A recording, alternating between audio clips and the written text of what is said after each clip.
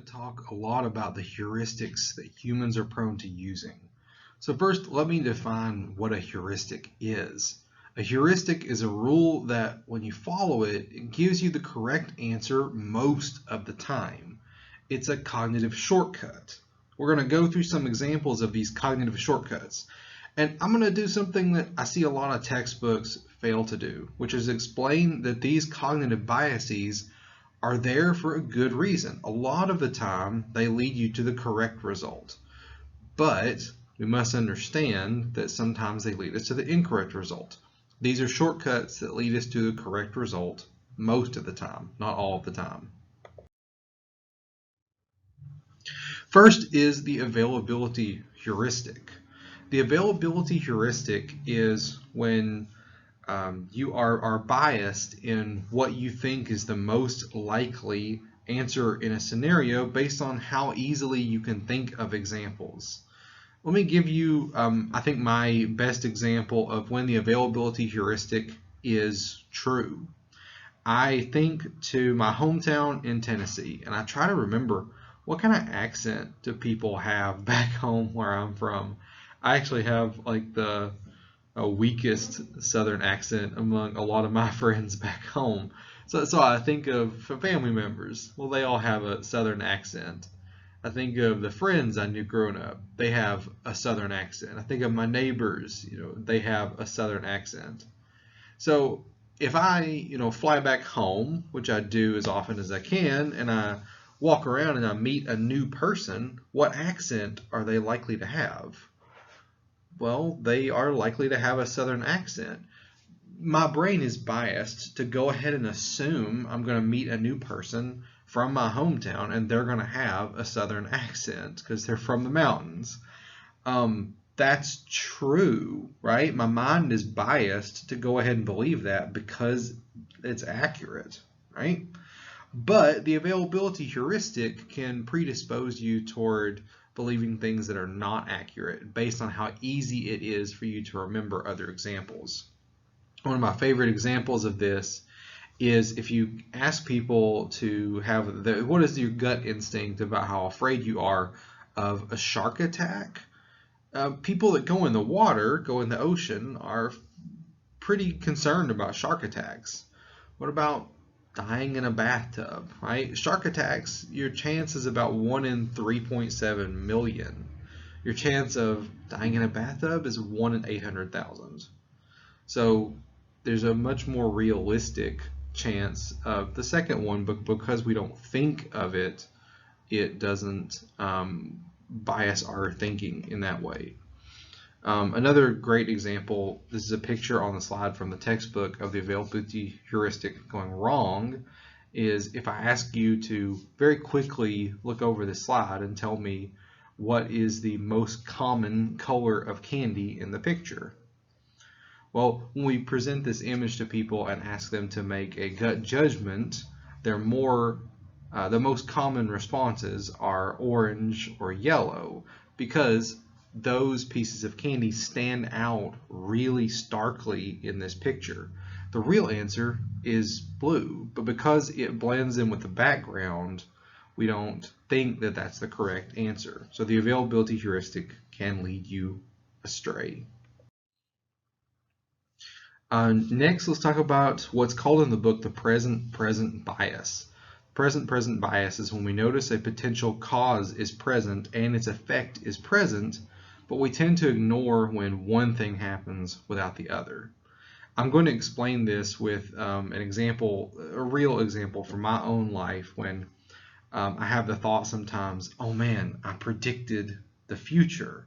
Because every once in a while, I'm like thinking about something I want to tell my best friend, and then she calls me or sends me a message, and I think, oh, what is this? Like, I caused you to call me because I was thinking about you and you called me. Like, I predicted it. I'm psychic, right? A lot of people have this happen, but it's easy to think, oh man, there's something spooky going on here. But what you don't understand is all of the times when you're thinking of your friend and they don't call you, right? Or you're not thinking about your friend and they do call you, or the even more common scenario of, you don't happen to be thinking about them and they don't happen to call you. Box 1 on this slide is the most easy to remember when you are thinking about your friend and they call you, right? You remember that. You don't remember box 2, 3, and 4, right? They're easy to forget. So salience is when something is easy to bring to mind or it's at the top of your mind. The first scenario, the present scenario, is very cognitively salient. The other three absolutely aren't. The next bias is confirmation bias.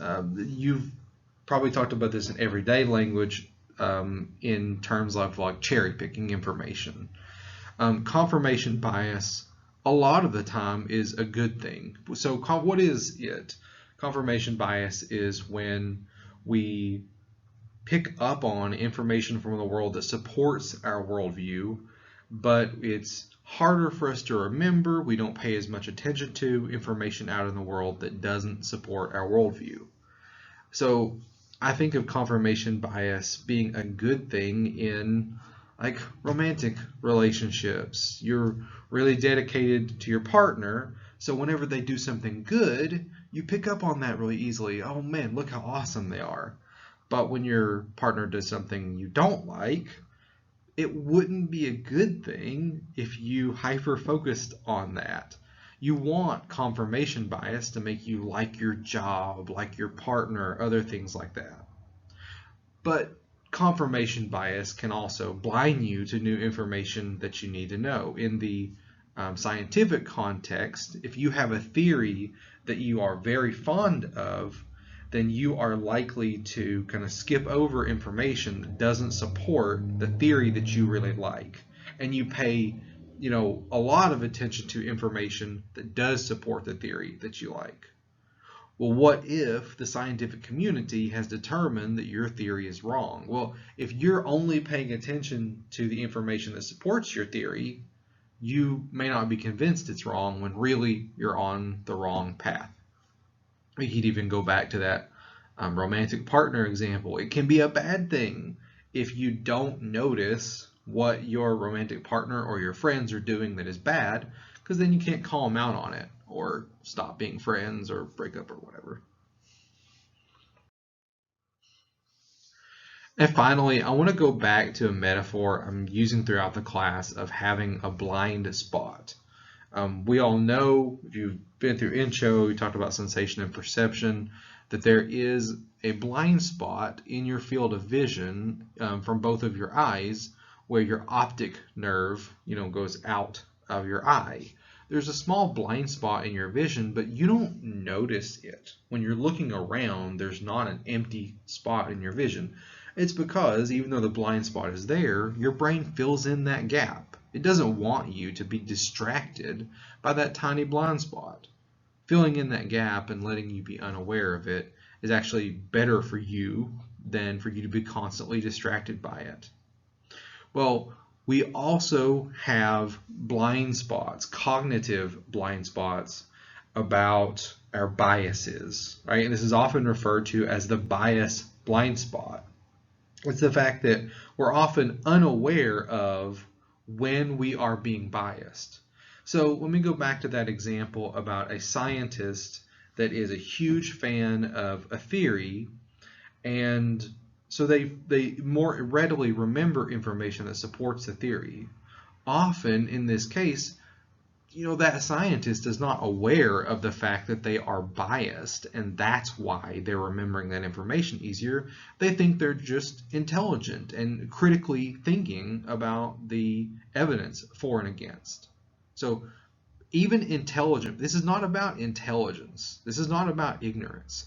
Everyone can fall prey to this bias blind spot and not realize that they aren't seeing the world as accurately as possible. This goes along with, so I keep saying the smartest person in the room can still fall victim to these biases. You can't eliminate these biases, just like you can't get rid of the physical blind spot in your eyes. It's not possible. But what you can do is combat your own overconfidence, because recognizing that you have these blind spots and are prone to these biases is the first step to not falling victim to them when they're leading you the wrong way. Sometimes they're okay, but especially when you're trying to act as a scientist, you have to recognize that sometimes they lead you the wrong path.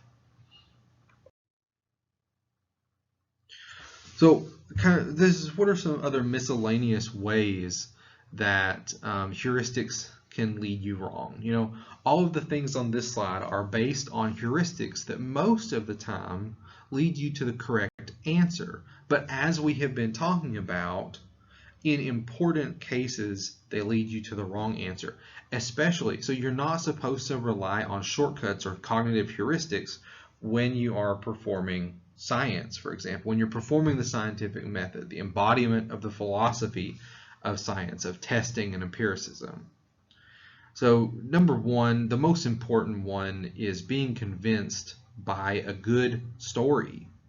Now, most of the time in your everyday life, I want to emphasize, if somebody tells you a convincing story, it's because it's true, right? So the heuristic that lets you be convinced by a good story is a good thing. You know, your buddy recommends a book to you and they make a convincing argument why they think you're going to like the book. You should trust them, right?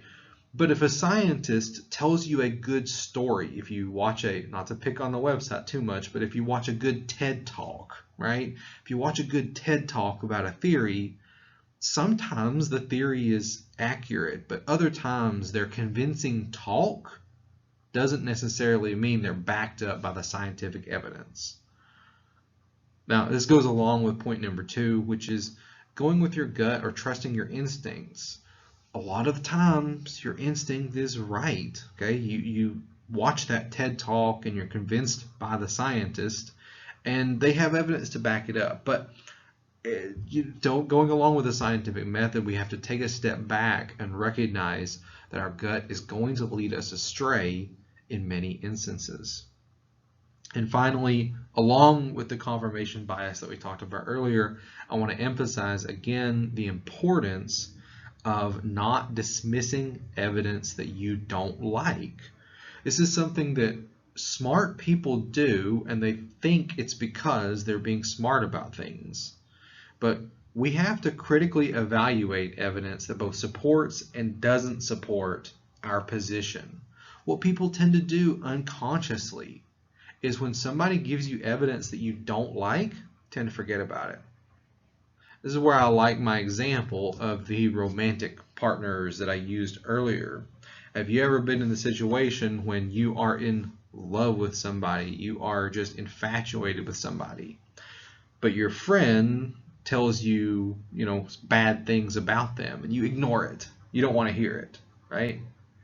We've all either experienced this or we've seen it in movies or books and TV shows, right? It happens all the time.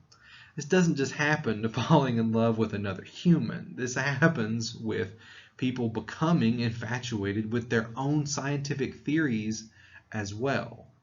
The consequences are different, but I would argue for science the consequences are still very real and very dangerous. Many theories in psychology that I view as wrong theories are very intuitively appealing and very heavily defended, but that doesn't warrant how much people believe in them given the evidence. So I don't want to keep picking on just science in general, and I want to give a specific example of a wrong theory in psychology that historically was believed by a lot of people and even is held to by a lot of people today, but the empirical evidence doesn't agree with it. So in Sigmund Freud's day, technology, modern technology meant steam engines. So when Freud argued that bottling up negative emotions could cause problems of pressure buildup inside you, just like compressing too much steam could cause problems in a machine, to people intelligent people of the time familiar with steam engines, that theory was intuitively appealing because it matched with how they viewed technology.